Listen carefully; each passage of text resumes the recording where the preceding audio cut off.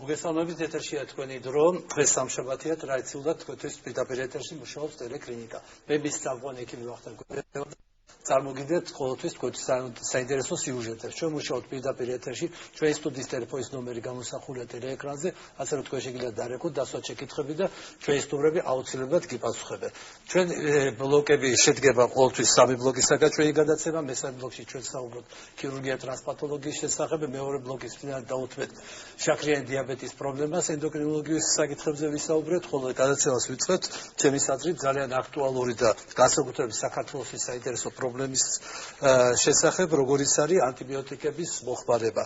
ეს პრობლემა განსაკუთრებულია საქართველოს პირობებში, დამიტახოთ, იმიტომ რომ განსაკუთრებით ქართველებს უყვართ, რომ სანამ რაიმეს დაადგენენ, სანამ დიაბეტი განსაზღვრული, სანამ მივლენ ექიმთან, ან თვითონ აგვარებენ ამ პრობლემას, ან მეგობრების ნაცვლად თუ მეზობლების ჩევით იღებენ სხვა ანტიბიოტიკებს, მიუხედავად იმისა, რომ ეს ყველაფერი რეცეპტორულია, ჩვენ მაინც ვახერხებთ ჩვენი მოხერხებულობით და მყიდულობთ ამ პრეპარატებს ვიღებთ და ზუსტად ამაზე მინდა რომ ვისაუბროთ, რამდენად ეს საზიანოა, ან პირიქით იქნება სასარგებლოც არის, რისთვისაც ჩვენთან სტუდიაში მოვიწვიეთ.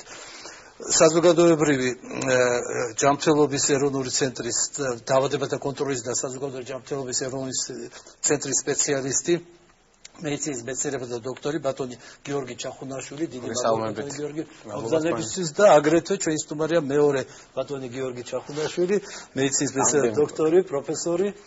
ასე რომ ორი წამყვანი სპეციალისტი დაგვეხმარება დღეს გავერკვეთ იმაში თუ რამდენად საფრთხილოა თუ პირიქით არ არის საფრთხილო ანტიბიოტიკის მოხმარება და ზოგადად აი რომ პირველ რიგში ძალიან დიდი მადლობა მოგზაურობისთვის და რომ დავიწყოთ ეს შეკითხვით რომ ანტიბიოტიკის გამოყენების სიფრთხილე, ანუ სლოგანი არის ამ კვირეულის, რითაც ტარდება ჩვენი კვირეული.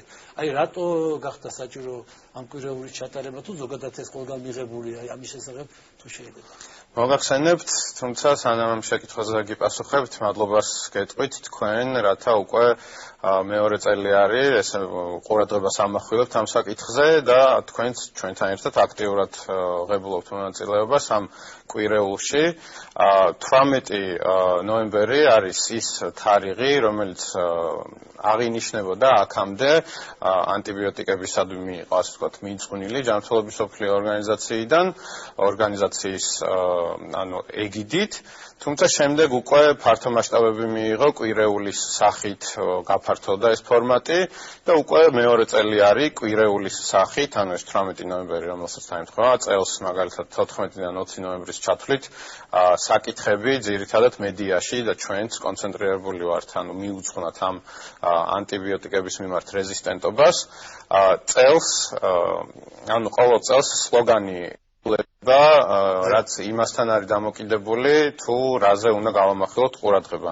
წინა წელს მაგალითად რაციონალურ ანტიბიოტიკოთერაპიაზე იყო ყურადღება გამახვილებული, წელს უფრო ექიმებისთვის არის დაკონკრეტებული ეს რჩევა, რათა ექიმებმა გამოიყენონ ანტიბიოტიკები მხოლოდ მაშინ, როცა საჭიროა და არა ისე, როგორც ანაცეა, მაგალითად ნებისმიერ შემთხვევაში. ანუ ეს გაფრთხილება ეხება არა მოსახლეობას, როგორც დავიწყო თვითნებურად.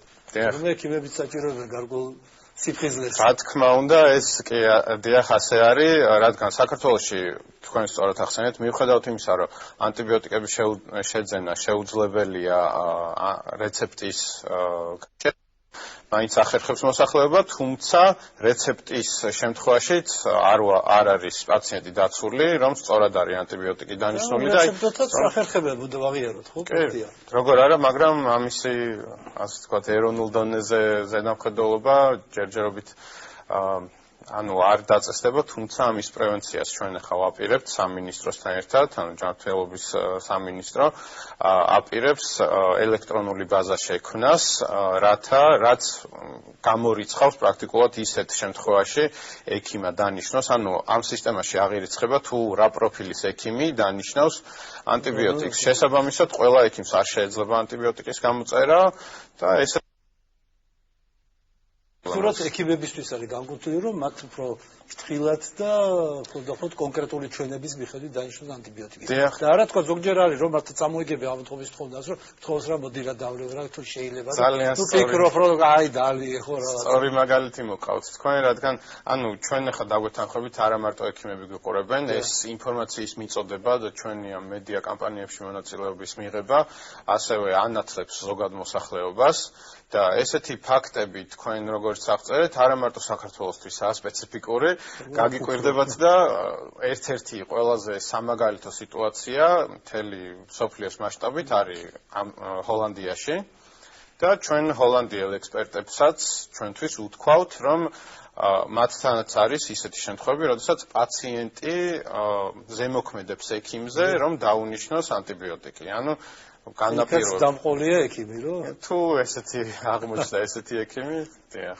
მოდით ამ კონკრეტულ პრობლემებზე ვისაუბროთ. ზოგადად რომ თქვა, აი რა არის ანტიბიოტიკი? აი მოსახლეობის განმარტება რომელიც ხდებათ, რომ რას წარმოადგენს ანტიბიოტიკი და რისთვის გამოიყენება? მართლა პანაცეა ხო არა, იქნება ყველაფერს უხდება და მივიღოთ ყველა. ეხლა მე ჩავერთვები სანამ და განსაზღვროთ ანტიბიოტიკებზე. მე მინდა რომ თქვენს ბატონმა გიორგი როგორც ანა, მადლობა იმისათვის, რომ ეს მედია ინფორმაცია ძალზე საჭიროა. თქვენ მადლობა მოგზაურობისთვის. ვინაიდან აქ საკითხი ეხება და მე დღეს წარმოდგენილი ვარ აქ როგორც კლინიცისტი. მაგრამ გავითვალისწინებ თუ იმას თუ ამ გამოცდილების არეალზე 35 წლის განმავლობაში რა ვნახეთ კლინიკაში, რა ვნახეთ მეცნიერებაში და რა ვნახეთ პედაგოგიკაში, აი ბოლოდან მინდა ესე იგი დავიწყო. ეს პრინციპში არის პედაგოგიური ნაწილში თქვენი მედიის ჩართვა.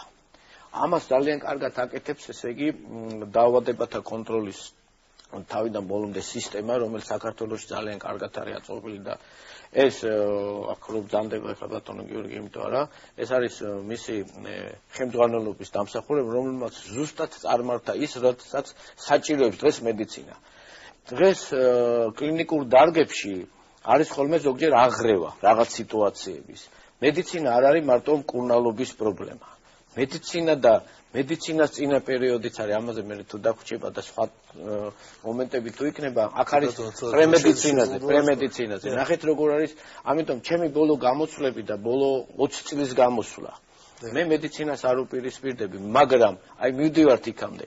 აი ეს მომენტი, რომელიც დღეს დადგა, ესეთი მომენტი არ უნდა დამდგარიყო. ანუ იყო პერიოდი, როდესაც მოსახლეობამ და დაწყებული ჰიპოკრატედან არ ვიცოდნენ, მე სიმპტომები აიკინძა, მე წავიდა შემოვიდა აცრების სისტემა, რომელიც გამოიგონეს, შემდეგ წავიდა პირველი ანტიბიოტიკი, აი მივდივართ უკვე იმ კითხვამდე, რომელიც 1928 წელს შემთხვევით იქნა აღმოჩენილი, შემდეგ დაიწმინდა ანტიბიოტიკი, რომელიც უშუალოდ ბაქტერიაზე მუშაობდა და 38 წელს მე მინდა ეს აღნიშნო. ძალიან დიდი სამსახური გააკეთა ანტიბიოტიკმა მეორე მსოფლიო ომში, იმიტომ რომ უამრავი პაციენტი გადარჩა. ეხლა ამდენი რატო ვისაუბრე მე? ძალიან კარგი არის მედიცინაში, როდესაც ჩვენ მივდივართ მკურნალობისკენ, მაგრამ არ დაგვიდგეს ისეთი მომენტი, როდესაც სადღაც უკვე ვჩერდებით და ის იმუნური სისტემა, რომელიც არის აწყობილი იმაზე თუ ბაქტერიებს როგორ უნდა ებრძოლოს, ამ დროს ანტიბიოტიკებმა შეიძლება სავალალო შედეგი მოგცეს ბატონო გიორგი, რეზისტენტობა ბრძანა. ზოგს გონი აი წეგან რო თქვი კიდე. ზოგს გონი ანტიბიოტიკი რა არის? ანტიბიოტიკი არის ის ერთეული სისტემისა მოსახლეობისთვისაც ვამბობ, რომელიც ბაქტერიაზე უშუალოდ მოქმედებს. ეს არ არის რაიმე ან იმუნური სისტემით ზემოქმედების ან ეს არის უშუალოდ რომელიც ბაქტერიაზე. აი აქ მინდა ზუსტად. ზოგს გონი არის რეზისტენტური, ჩვენ კი არ ხვდებით. რეზისტენტური ხდება ის ბაქტერია, ეს არის სახიფათო და იმიტომ არის მეგრე ეს ბაქტერია უკვე თვითონ ისე არის შეჩვეული, ესე ვთქვათ, ამ ბრძოლას და იცვლის სახეობას, რომ ის ანტიბიოტიკი აღარ მოქმედებს. ეს არის საშიში. ამიტომ ზოგმა იცის მაგალითად სტატისტიკასაც მოგიყვანთ აქვე. ესე იგი თუ 10 წლის 20 წლის წინ 16 ძლიერი ანტიბიოტიკი შეიქმნა, აი ბოლო შემეკითხეთ კი პასუხი, რა სტატისტიკა მაქვს აქ მე მომტანილი მსოფლიო ლიტერატურიდან 2010 წლიდან 12 წლამდე 2 ძლიერი ანტიბიოტიკი შეიქმნა. რატო რა თვალეზე დავჯექით და ვერ პოულობთ ეხლა ისეთ არა ურთულესი გახდა. აქედან გამომდინარე, კიდევ ერთხელ მინდა მადლობა მოგიხადოთ, რომ ჩვენ ახლა საგანმანათლებლო მუშაობას ვეწევით. არა მარტო მედიკებში, მოსახლეობაშიც რომ. ზუსტად მოსახლეობაა ჩვენ. აი ნახეთ როგორ არის ის მოსახლეობა, რომელსაც ახლა არ მინდა პოლიტიკური განცხადება გამომიძება, რომელიც ვერ მიდის ექიმთან. ზების გამო შეიძლება თქვას მოდი და არ დაგჭან შეეკითხოს. დაგჭა ანტიბიოტიკი, მომეც 1-5 აბა.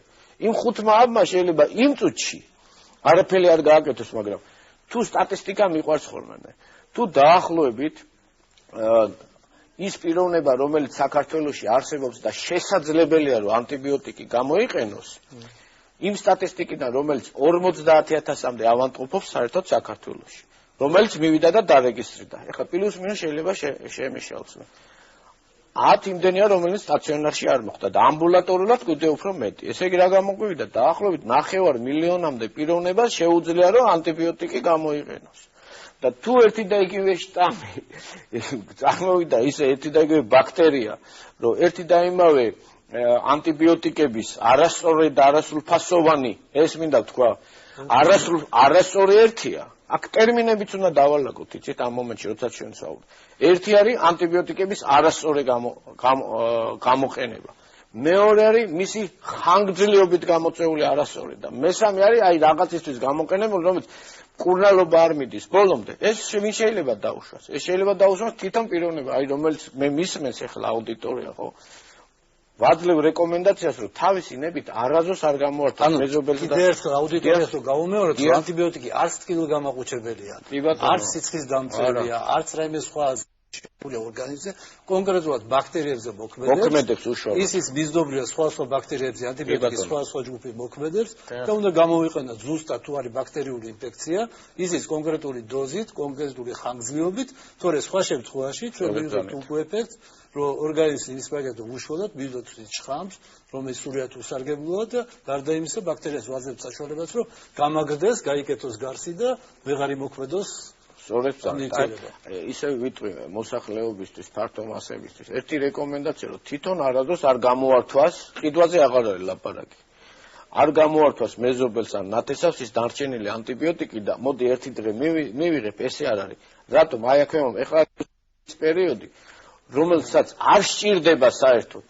ანტიბიოტიკი არ სჭირდება, ბაქტერია სჭირდება, ეს მინდა ყველამ კარგად იცოდეს, იმიტომ ეხლა სიცხე ექნება, დაახველებს და წავა და ან მეზობელთან ძალიან სწორი შენიშვნაა ეს, იმიტომ რომ ამ ზუსტად ამ სლოგანის უკან ესეც იმალება, რომ იგივე პაციენტმა თუ თავი უკეთესად იგრძნო და ჩათვალა თვითონ, რომ არ ჩაამთავროს კურსი, იმიტომ რომ უკეთესად არის და შემდეგისთვის შეინახოს.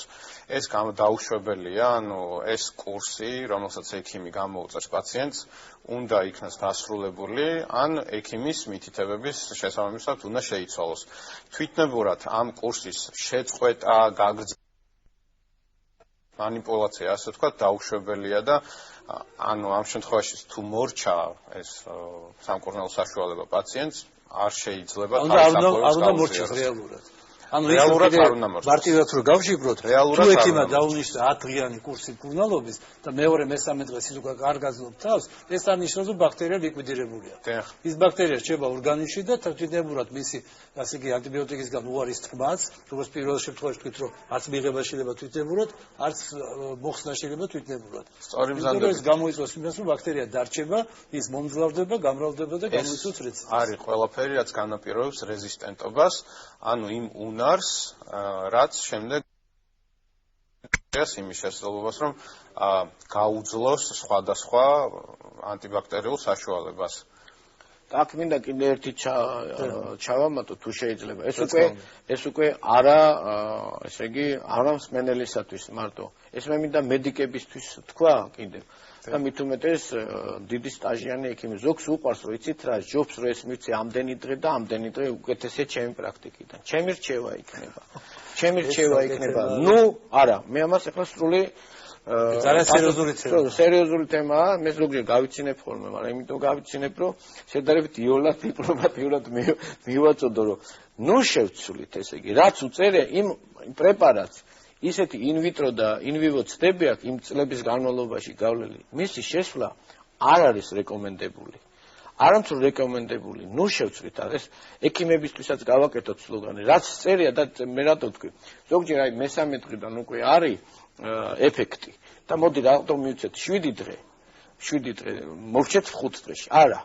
დავიწყეთ მივიყვანოთ რომ იმ შტამმა შეიძლება მეორე ტალღა მოქცეს, შეიძლება მესამე ტალღა მოქცეს და უფრო გაძლიერებული შეიძლება ეს დიდია თუ პატარა თუ რომელიც იქნება ეს თუ იყო ამბულატორიულად სამკურნალო და გამოსაჯამთელებელი, ხა როგორც კლინიცისტი ისე ვიტყვი.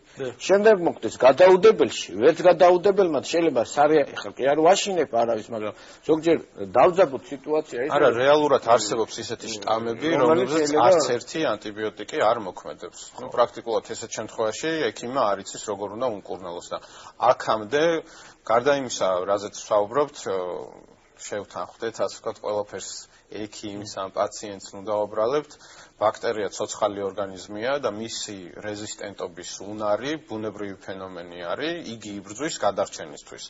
თუმცა ჩვენი ეს სწორი საქციელი, რაზეც ვსაუბრობთ, ამ უკანასკნელი დღეს პრაქტიკულად რაზეც ვსაუბრობთ, გადადებს ამ მოვლენას. ანუ ჩვენ მრავალი სტატია არსებობს ესე ამერიკის ანტიბიოტიკების ასოციაციები და სხვადასხვა საერთაშორისო ორგანიზაციები უკვე ღიად საუბრობს იმაზე, რომ ჩვენ ერთ დღეს გაგვითენდება ისეთი დღე, როდესაც ანტიბიოტიკებს აღარ ექნება ეფექტი. ეს ჩვენი ყველა ქმედება ემსახურება იმას, რომ ეს თარიღი გავახანგრძლივოთ, შორს გადავდოთ და გამოვიგონოთ ახალი საშუალებები სამკურნალო. და აი ზუსტად ამიტომ არის ეს ყველაფერი მნიშვნელოვანი. ანუ ზუსტად ეს კვირეული ემსახურება იმას, რომ არა მხოლოდ ის, რომ მოსახლეობას ინფორმირებულა, მათ თვინებურად არ დარიონ, ანა შეწყვიტონ მიღება. ასეთივე სიფრთხილე სჭირდება ექიმებს, რომელიც ხშირად საკუთარი მოსაზრებით ან უმატებენ დოზას, ან უხანგრძლივენ მკურნალობას, თუ ეს არ არის მოწოდებული ვოზის სოფლიო ჯანდაცვის ორგანიზაციის კომპეტენტური ორგანოების მიერ, ეს იგი მისი დოზის გაზდა არ გამოიწვევს გაუმჯობესებას. თუ რეზისტენტური შეიძლება 10-იმდენი დოზა მივცეთ, მაინც არაფერი ეფექტი არ ექნება. სწორედ ზამებით ბატონი გიორგი კარგად იტყვის ახლა იმ წიგნი, რომელიც უნიკალური წიგნია, მე არ მინდა ბევრი ალბათ თქო ბატონო გიორგი. ზოგადად ამოვწყვეტი ცენტრის აქ მიდევს წიგნი, მაგრამ ეს ისეთი უბრალო წიგნი არ არის. ახლა მე უბრალოდ მინდა ვთქვა, რომ ეს არის უნიკალური, სადაც არის ანტიბიოტიკების გამოყენება. აი ბატონი გიორგი ამაზე ისაუბრებს. მოგახსენებთ და თქვენც ანუ შეეხეთ ამ თემას, ანუ ჩვენი ცენტრის თაოსნობით, ასე ვთქვათ, ითარგმნა წიგნი, რომელიც გამოიყენება მსოფლიოს უამრავ წერტილში, ეს არის ცენტრის ანტიმიკრობული თერაპიის სახელმძღვანელო, რომელიც ადაპტირდა ამასაც ხაზს გაუსვავ, არ ეგონოს არავის, რომ ეს ერთი ნათარგმნი წიგნი არის, მრავალი ექსპერტის ხელში გაიარა ამ სახელმძღვანელომ, მანამ სანამ ჩვენ უკვე ის წარმოებაში გავუშვით, ასე ვთქვათ. და ეს სახელმძღვანელო ჩვენ დაურიგეთ ექიმებს, რომელიც მათ ეხმარებათ სწორად ჩაატარონ თერაპია, ანტიბიოტიკოთერაპია, ასევე ანტივირუსულ თერაპიაზეც არის რეზისტენტობასთან დაკავშირებულ ზოგადად თემატიკასთან არის ეს სახელმძღვანელო გამოშვებული და აქვე ვიტყვი, რომ ჩვენ მჭიდრო კავშირი გვაქვს სამედიცინო საზოგადოებასთან საქართველოს და მოვისმინეთ მათი თხოვნა და რჩევა და ეს წიგნი უკვე შესაძლებელი არის ჩვენი ვებსაიტიდან გადმოწყვეტოს. ძალიან დიდი ანუ ვებსაიტზე უკვე არის და შესაძლებელი არის სამოტვირთო რა იქვე მუშაობამ ცოტა. საწყის ეტაპზე ანუ ჩვენ მოვიპოვეთ ეს ოფიციალური ლიცენზიით არის ნათარგმნი ეს სახელმძღვანელო 3000 წიგნის დაბეჭდვა მოვასწარით, თუმცა რესურსები რა თქმა უნდა უფრო მეც საჭიროებს და აქედან გამომდინარე ჩვენც რომ არ დავხარჯოთ დიდი ანუ ეხლა საყურადღებოდ დღეს რომ გავხსნათ თქვენი საიტი აქ შეგვიძლია შეუძლიათ ნახონ ესეთი არის შეიძლება გავხსნათ და მინდა ჩამოტვირთო მინდა იქვე ვიმუშაო და მითითებული არის ესეთი ბმული ეროვნული სტრატეგია არის, ანუ ანტიბიოტიკო რეზისტენტობის, ამაზეც თქვენი ნებართვით ვისაუბრებ. ეხლა ეს ძალიან საინტერესო თემა, მაგრამ მაყურებელი გველოდება შემოიყვანოთ და გავაგრძელოთ საუბარი. გისმენთ, თქვენ პირდაპირ ეთერში ხართ.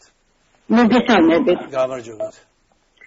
ძალიან საინტერესო თემა არის. მე ბოლო დროს შევამჩნიე, რომ ძველი თაობის ექიმებს უფრო უყვართ ანტიბიოტიკების დანიშვნა და უფრო ესე ხელაზები და თავისუფლად ნიშნავენ, ვიდრე შედარებით ექიმების ახალგაზრდა თაობას.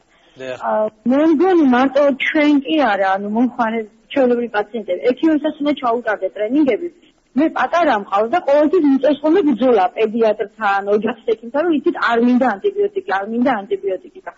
და ვფიქრობ, ექიმებთან უნდა ჩატარდეს საგანმანათლებლო საუბრები, თორემ მე ძალიან ძვირს ანტიბიოტიკიდან სიმახავენ, რომ მაქსიმალურად არ გამოვიყენო. დიდი მადლობა ზარისთვის, ზუსტად ეთახმებული შეიძლება მოგახსენოთ. ახალგაზრდა ექიმს უფრო უადვილდება ახალი ლიტერატურის მოძიება, თქო, იგივე ინგლისურ ენაზე, შეიძლება უფრო ასაკობრივი გრადაცია გააკეთოს. პატისცემს სწორედ ძანეთ, მაგრამ აი ის ექიმი თქვენ რომ ძანეთ, რომ ესე იგი მე ურჩევ, არ მინდა, არც თქვენზეა დამოკიდებული, არც ექიმზეა. ეს არის ავანტყოფობაზე დამოკიდებული. შეიძლება აღმოჩნდეს ექიმი, იმიტომ რომ ვერ გაუწიოს წინააღმდეგობა, თორემ უნდა თუ არ უნდა, აქ ცოტა სიმკაცრეა საჭირო თვითონ მედიკის მხრიდან და რაც შეეხება წლოვანებას თავისი აქვს, ნუ შევეხებით ექიმების პროფესიონალებს, ისედაც შეტევის მხრით თუ დღეში არიან ხოლმე, რასაც აკეთებს ექიმი იმ ხელფასში ესეც ძალიან კარგია, ამიტომაც ბრძანა ბატონმა გიორგიმ ყველას გასასამართლებლათაც, მოსაძლიერებლათაც ამ გადაცემაში ჩვენ რო არ გვესაუბრა სხვა სხვადასხვა საკითხებზე, მარტო ის ინფორმაცია რომ თქვენ მიეცით დღეს და ვრცელდება ეს. არა, ეს არის ვიტრიალს, ეს არის ძალიან დიდი, მე კიდე უსვამ ხოლმე ხალხს ზოგრამეს გავატარებთ, ისე რომ ეს ისედაც კარგი არა, კიდე ერთხელ ვიმეორებ. ავწევ კიდევ, ეს არის უნიკალური წიგნი, სახელმძღვანელო, რომელიც მიეცა ქართველ ექიმებს ქართულ ენაზე, კი ბატონო, იციან ორი ენა, სამი ენა. ეს არის ნებისმიერი სპეციალობის ექიმისთვის, ეს არის უნიკალური ანტიბიოტიკების მიხედვით. მოგახსენებთ, ანუ აქ გარდა ნოზოლოგიებისა, ძალიან საჭირო ესეა, ცოტა რომ გავაფართოვოთ ამაზე ინფორმაცია, მალე ვამხნევთ. ყველაზე ღირებული ინფორმაცია ეს აუცილებელია ყველაზე. სახელმძღვანელოს პირველ ნაწილში მოცემული არის ნოზოლოგიების მიხედვით, ანუ როგორ ჯობია საწყისი თერაპია როგორ დავიწყოთ და შემდეგ უკვე კონკრეტული პათოგენის აღმოჩენის შემდეგ როგორ გავაგრძელოთ მკურნალობის კურსი, თუმცა აი ეს წიგნიც შეიძლება ცუდად იქნას გამოყენებული, რადგან ამ წიგნში ხაზგასმით არის დასმული მნიშვნელობა ანტიბიოტიკების მიმართ მგრძნობელობის ტესტისა, ანუ ბაქტერიოლოგიური ტესტის. ანუ მანამ სანამ ექიმი კონკრეტულად ამ ბაქტერიას აღმოაჩენს, როგორ დაიწყოს მკურნალობა და შემდეგ აღმოჩენის შემდეგ როგორ გააგრძელოს. ეს უკვე ანუ ამ ბაქტერიოლოგიური ტესტის მნიშვნელობასაც ხაზს უსვავს. ესეც არის ერთ-ერთი ძირითადი გზავნილი ამ კვირეულის, ამ სლოგანის უკან რაც არის ასე ვთქვათ გამიზნული ექიმებისთვის გამოიყენონ ეს ანტიბაქტერიული კვლევები მიკრობიოლოგიური რათა უფრო ზუსტად შეძლონ ანტიბიოტიკების შერჩევა და პაციენტის გამოჯანმრთელება. ეს ნამდვილად ძალიან კაი შესაძლებლობაა, იმიტომ რომ ბევრს არ აქვს ცნობა არ შეუძლია თქო პირდაპირ ინგლისურ ენაზე მოიპოვოს ლიტერატურა, ეს ყველასწორია, დევს ქართულ ენაზე, ეს ნებისმიერი ექიმისთვის არ აქვს მნიშვნელობა, ეს რაიონშია თუ ქალაქშია, გახსნის თქვენ საიტს და სრულიად მარტივად და იურად უფასოდ რა თქმა უნდა, იღებს ინფორმაციას, საჭირო ინფორმაციას, რომელიც გამოდგება. ზარებიც მივიღეთ ჩვენ, გადავიხდი რა თანხასაც გინდა და იქნებ მოგვაწოდოთ ეს ბოლო ეგზემპლარი, მაგრამ ჩვენ გასაყიდად ისედაც არ გქონია ეს უკვე უფასოდ აბსოლუტურად ხელმისაწვდომია პრაქტიკულად ყველასთვის. ეს უნიკალური წიგნი კიდევ ერთხელ აღმოჩნდა და ხელმისაწვდომია ყველა ექიმისთვის. ძალიან კაი, მადლობის მეტი რა გვეთქმის და რა შეჯამების სახით რომ აი ორიოდე სიტყვით აი ჯერ თქვენ გადავიწყოთ. რითი შევაჯამოთ რომ აი რას ურჩევთ კიდევ ერთხელ ექიმს და პირველ აი როგორც დავიწყე ესე იგი პირველი ნუ გაუთამამდებით ანტიბიოტიკებს. ეს ეკუთვნის როგორც მსმენელს, ჩვეულებრივს, ისევე ექიმებს. მეორე, არსებობს პანდემია რეზისტენტობის ანტიბიოტიკების და ამ პანდემიაში ნუ მოყვება საქართველოც. და მესამე, მე მინდა რომ ნუ გაუთამამდებით თქვი, მაგრამ ყველაფერი, წამალიც, ყველა მედიკამენტები არის თავისი დოზირებით და თავისი ჩვენებებით და კიდე ერთხელ ალბათ თქვენ შევამჩნევდით, რაც წერია ამ წიგნში, ამ წიგნს ნუ გავცდებით. დავემორჩილოთ წიგნს. დავემორჩილოთ წიგნს. ინდივიდუალურობა არ იყოს. ძალიან კაი. და თვითონ დაავადებათა კონტროლის და საზოგადოებრივი ჯანმრთელობის ეროვნული ცენტრის სტრატეგია როგორია უახლოეს მომავალში რას აპირებს რას გეგმავს და რითი უნდა რომ დაეხმაროს მოსახლეობას და ეკიბებს ერთობლივად. ცირე შესავალს გავაკეთებ თქვენი სტემბართვით, ანუ წელს გაიმართა გაეროს 71 გენერალური ასამბლეა, რა დროსაც ქვეყნები შეთანხმდნენ, რომ პრაქტიკულად ყველა ქვეყანას, რომელიც ამ ორგანიზაციაში შედის, უნდა შექმნას ანტიბიოტიკების ეროვნული გეგმა, ასე ვთქვათ, სტრატეგია რეზისტენტობას როგორ უნდა ებრძოლოს. ჩვენ გაგვაჩნია უკვე ეს ანტიბიოტიკების საწინააღმდეგო ეროვნული სამოქმედო გეგმა, რომელიც შეიქმნა ჯანმრთელობის მსოფლიო ორგანიზაციის ექსპერტებთან ძალიან მჭიდრო თანამშრომლობით. ჩვენ უამრავი მიზანი გვაქვს, რომელიც მიმართულია როგორც სამედიცინო პერსონალის განათლებისკენ, ეს უკვე არსებული დაწყებული პროცესია. ჩვენ ათეულობით ექიმს უკვე ჩაუტარეთ გარკვეული კურსი სწავლების, ვცდილობთ და სავარაუდოდ გაიზრდება კიდევაც ამ ექიმების რაოდენობა მომავალში და ერთი სიტყვით ექიმებს ვთხოვ გამოიყენონ, ასე ვთქვათ, საღი გონება ანტიბიოტიკების დანიშნვისას. ეს არ არის ნაჩუქარი, თუმცა შეიძლება ძალიან მარტივად დაუბრუნდეთ. იმ პერიოდში, როდესაც ანტიბიოტიკები საერთოდ არ არსებობდა და მარტივ ჭრილობას შეიძლება ამპუტაციამდე ან ლეტალურ გამოსავალამდე მივაყვანეთ. შეიძლება ცოტა არაოპტიმისტური დასასრულია, მაგრამ ზუსტად რო არ მოგვიხდეს ესეთი კერა რო არ დადგეს ძალიან მალე, ზუსტად ამისთვის უნდა ვიყოთ ფრთხილად, შევასრულოთ ყველა ეს რეკომენდაცია, რასაც გვაძლევს მსოფლიოს გამოცდილი კლინიკები და ფრთხილად ვიხმაროთ ანტიბიოტიკი. მე კიდევ ერთხელ მინდა დიდი მადლობა მოგასწროთ მოგწონებისთვის. სამწუხაროდ სარეკლამო ჭრის დრო არის. ხოლო რეკლამის შემდეგ ჩვენ ვის ჩაქრიანი დიაბეტის შესახებ არ გადართოთ, რეკლამა მალე გაივლის.